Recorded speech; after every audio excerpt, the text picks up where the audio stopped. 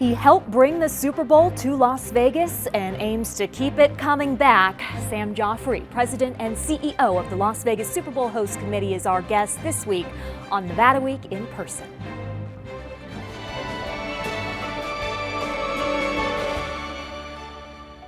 Support for Nevada Week in Person is provided by Senator William H. Hernstadt. Welcome to Nevada Week in Person. I'm Amber Renee Dixon. The Las Vegas Convention and Visitors Authority tapped him to help get Las Vegas a Super Bowl. Having been successful at that, he now leads Las Vegas's Super Bowl Host Committee. Sam Joffray, thank you for joining Nevada Week in Person. Thanks for having me. You sit up straight for that? Yeah. Huh? Let's start off with, how did you get this job? Will you tell me that story? Well, I came with about the past 20 years in New Orleans. I had worked with an organization that attracted and managed sporting events for the city of New Orleans. So whether it was Super Bowls, Final Fours, NBA All-Star Games, WrestleManias, we were the entity that did the bids and then served as the host committee for those events. So when Vegas got invited to bid, I think they were looking for someone to help them with this 186-page document that they received in a very short timeline to be able to respond to the NFL to bid. I think that it was pretty obvious that Vegas was going to get a Super Bowl, but you still need somebody that can try and put together the terms and the deal points and the operational side of it and make sure that it works and demonstrate to the NFL that you have the capacity to host it, the means to host it, and the enthusiasm. And so, yeah, the LVCVA was deep in that process. They had already attracted the draft and the Pro Bowl. Super Bowl was next up, but it was just a little different of a scale. And, yeah, they were able to talked me into leaving New Orleans after 25 years, actually, of doing that. So, New Orleans, what does it mean to you? It's your home.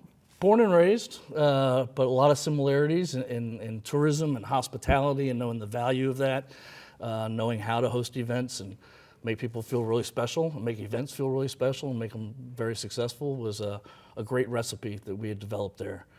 I was going to wait to ask you this question later, but you bring it up. How do you make a Super Bowl in Las Vegas special and unique? I mean, isn't it already just kind of baked into? Well, yeah, I think that Las Vegas on Super Bowl weekend is already such an exciting place. Mm-hmm. What better place to drop the Super Bowl actually on top of? So I think that, having those couple of 100,000 people that are here every year, because this is their mecca for celebrating that weekend. If you're not going to the Super Bowl, you go to Vegas. Mm-hmm. Now we're bringing the two together, and I think it's going to be pretty epic. Do you have to work to make it unique, or is that just part of it? Yeah, definitely. You have to work around. We want to make sure that we're not interrupting the normal pace of business on Super Bowl weekend for a lot of the partners here. We want to make sure that we're enhancing the experience for the Super Bowl visitors so they don't feel like they are walking into something that is just every other year in Vegas. It's a special audience, and we're going to make sure they feel special.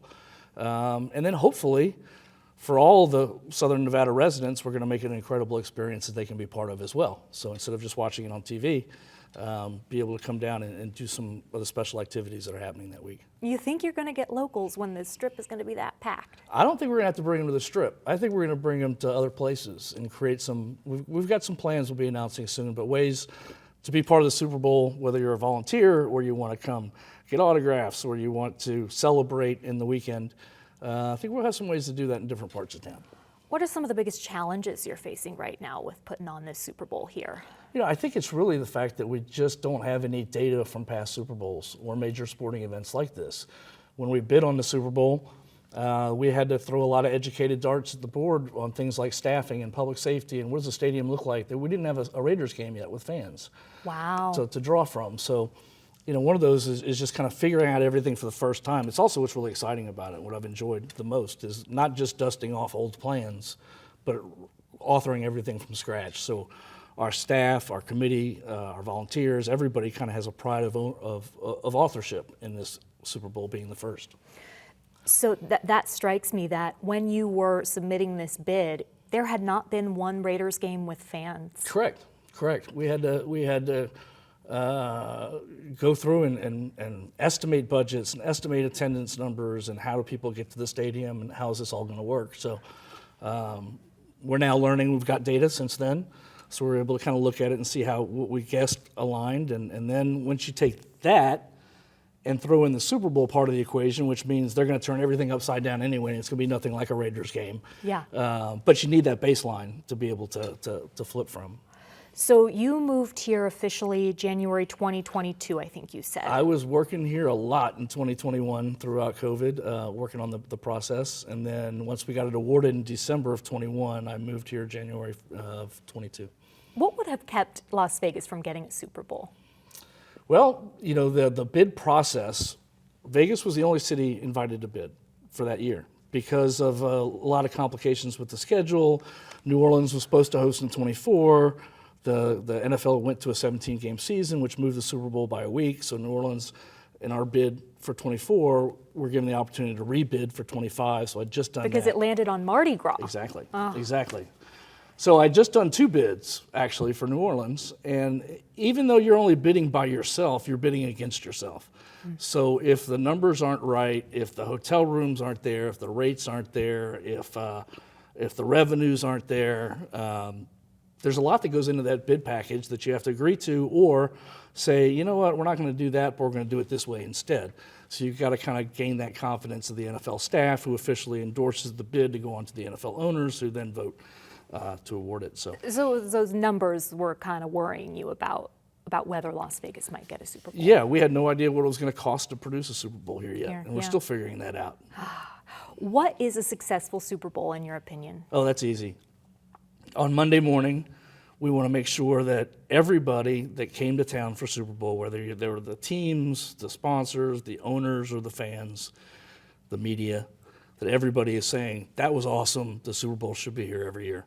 And at the same time, we want everybody here in Vegas, the residents, the nonprofits, anybody who was part of the Super Bowl here in Vegas to say, that was awesome, how fast it should be here every year. Does it matter whether the game is actually a good game? It's got to be a great week. Okay. The game is the culmination of what you're going to find is going to be an incredibly exciting week that starts on Monday night when the teams arrive, with fan events that happen at the stadium, fan events happening all weekend, parties, But fundraisers. do people associate the quality of the game with that week? That's something with you the can't... host the host city? Yeah. No, I don't think Okay. any host city has ever been blamed for what happened on the field. When was or that the really outcome. defensive Super Bowl? That was within the last few years, and people complained about it. Oh, you got me there. Yeah. But I don't think, to your point, nobody's remembering what host city was. Right. And complaining about the host city. You're so right. Okay, I'm bouncing all over the place, but I mentioned you moved here permanently? Yeah.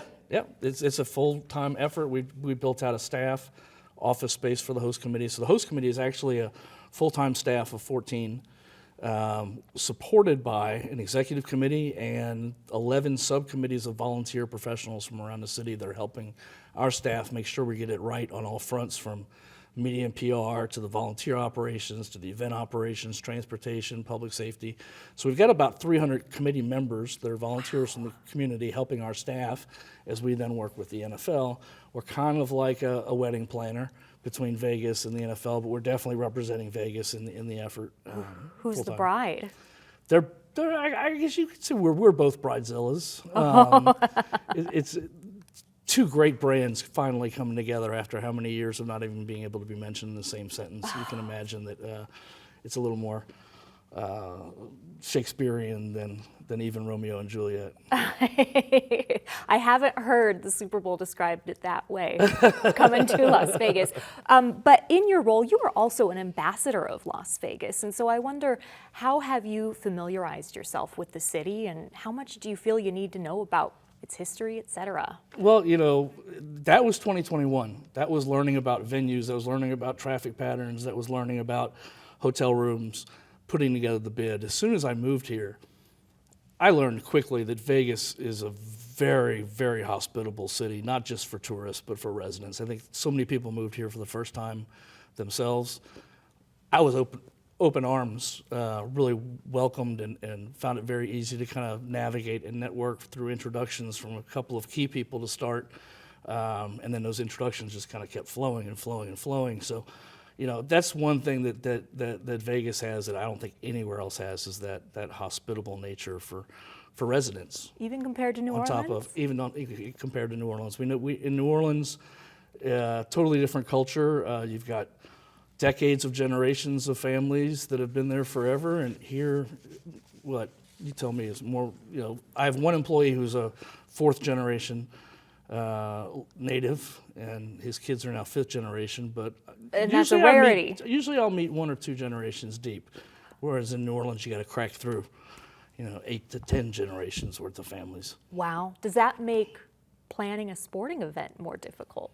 No, I think the caliber of the venues here, the caliber of hosting events, and the staff and the professionals that are here. Or I meant in New Orleans, I'm sorry. Oh, because I'm sorry. of that social structure, does it make it more difficult? Well, no, because the tourism corridor in New Orleans is still, has decades upon decades of experience in hosting. Our Bourbon Street versus our Fremont or our Strip, very similar in that aspect. But when you get outside the Strip and you start talking about neighborhoods and feeling welcomed to a community, I was shocked at how welcome I was made to feel here. That's really neat. I understand that in your operations you do not use any countdown clocks, no Super Bowl countdown clock. No, we try not to. It's just a nice little distraction and stress point for the day. But yes, you did your research. We did. But why not do that? I mean, to keep people on point? Because it really is it's about today. It's not about 180 days away. It's not about 191 days away. It's about what do we have to do to get done today? What do we have to get done this week? So if you got to know where you're going to get there, but you got to know where you are in the present as well. So, how would you describe your management style? Because I know you mentioned, I did my research on your LinkedIn. I saw that you posted a freeze frame from a Zoom call in which you froze in a funny position, and everybody laughed about it. So I don't know. I've never been asked about my management style. We have a team, so we're a lot of cooks in the kitchen. We're not a very top-down heavy organizational structure, and we're also temporary in nature. So it really does take a team to get this thing done. Temporary in nature, but you plan on staying in Las Vegas. Absolutely, we got to figure out what's. It's going to take us probably 3 to 6 months to wrap up the books on this thing, and if we're not invited to bid on another Super Bowl in that period, then yeah, we'll be looking for the next chapter on what we do here. Any concerns about, I guess it depends on this Super Bowl and how it goes. We got to make sure that this one goes right, and that that everybody on our staff will be, I think, well positioned for their next chapters after we pull this thing off. And how can, Vegas best... Knock on Formica. Hey now, I mean, we don't want to expose our set here. How can Vegas best set itself up to continue hosting Super Bowls after this one? I think we get this one right, then we learn from what we didn't get right, because we're not going to get 100% of it right. We'll be honest. It's the first time we've hosted. No. How many Super Bowls have you worked? Well, I've worked every Super Bowl since 1997 in one capacity or another, but I was part of the host committee for 3 of them in New Orleans. Okay. So yeah, we're not going to get 100% of it right, but what's important is that we are really diligent about studying what doesn't work, coming up with a plan to address in the next bid to say, yeah, that needs tweaking, but we know how to tweak it now. So really it's about documenting the successes and the challenges so they can be properly addressed for the next bid. Is there something you've learned in a past Super Bowl that you automatically applied to this one? We're not going to make that mistake again. I don't want to say we're not going to make that mistake again, so I'm not going to reference it yet. Okay. But yes, there have been things that I want to make sure do not happen here, but I don't want to jinx them by. Sam Joffray, Las Vegas Super Bowl Host Committee, thank you so much for having joining me. Nevada Week in person. It was a joy. And thank you for watching. More interviews like this are at vegaspbs.org/Nevada Week.